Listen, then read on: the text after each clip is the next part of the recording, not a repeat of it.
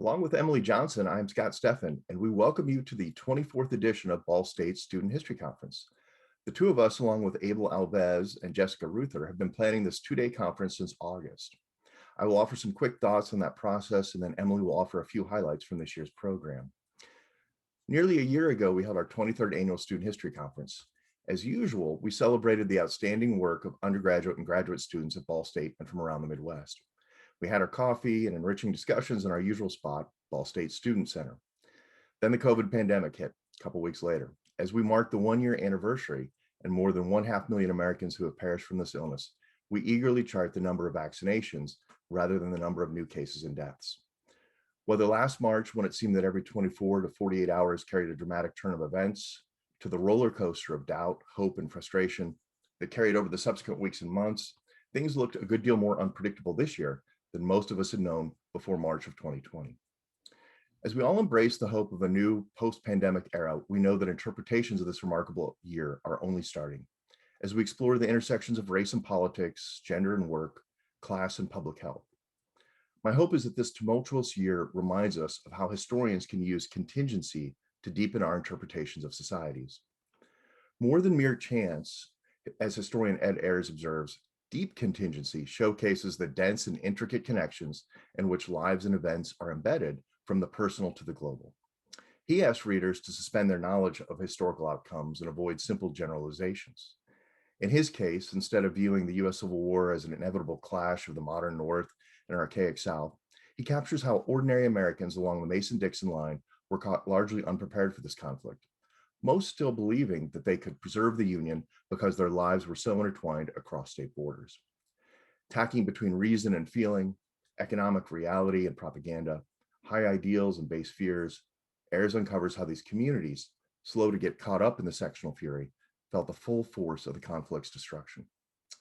Stepping back, contingency thus allows us to see the past anew in the flow of time from multiple perspectives and offer more complexity and nuance in our explanations as we see intersections that we might have previously dismissed. While I look forward to seeing the power of this interpretive approach of our current pandemic in the future, today I invite you to be on the lookout for this approach here at our conference as our students seek to bring the past, even the remote and the familiar past, alive in our panels. Like most of our phases of our life this past year, the organization of this conference required a great deal of versatility. It took many helping hands beyond our committee, including some of the following individuals. Chuck Allen and Unified Technologies built our Zoom webinars. Catherine Gardner helped promote the conference on social media. Dean Maureen McCarthy will present awards in our last session, and the History Department's front office staff, especially Carrie Williams, made this possible. Most importantly, we thank all of the students who submitted work for the conference, along with the faculty who inspired and mentored that work, and especially our colleagues in the Department of History who agreed to host and comment on the panels in our program. On that count, I will turn it over to Emily Johnson, my colleague and one of our panel chairs. Thank you. Thank you so much, Scott. And thank you for all of the work you two have done to put this together. Scott, of course, is the chair of our Student History Conference panel this year.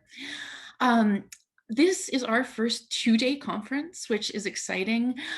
So we are going to have two panels running in each of our sessions, or in each time slot. I want to invite you to choose the panel that looks the most exciting to you, but also let you know that it's perfectly acceptable to go between panels if you want to. This year, we have papers covering nearly every continent and many, many centuries, which range in scope from local histories to transnational comparisons. We have everything from Muncie history, thanks to Dr. Da Silva's History 200 class, local Indiana history, thanks to projects supervised by Dr. Ron Morris, and histories of Australia, China, Japan, Africa, many, many different places. We have a couple of different themes that have come up in the conference.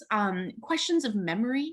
For example, how do we tell stories about the Civil War, about the Holocaust, about our national heroes? And what do those stories that we tell us about the societies that are telling them? So there's a sort of meta approach to history in a lot of these papers that I think is really, really exciting and really interesting, and that allows us to think about whatever it is we're interested in new ways. I think one of the strengths of a lot of the papers this year is that they're not just looking at the particulars of the area that they're looking at, but they're looking at these broad questions.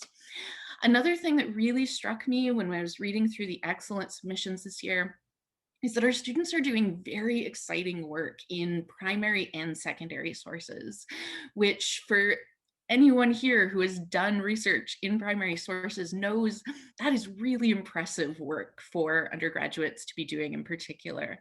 And so as you're watching these papers, I want you to just appreciate the amount of work and the amount of thought that's gone into them. We also see a couple of major themes coming up in many of the papers.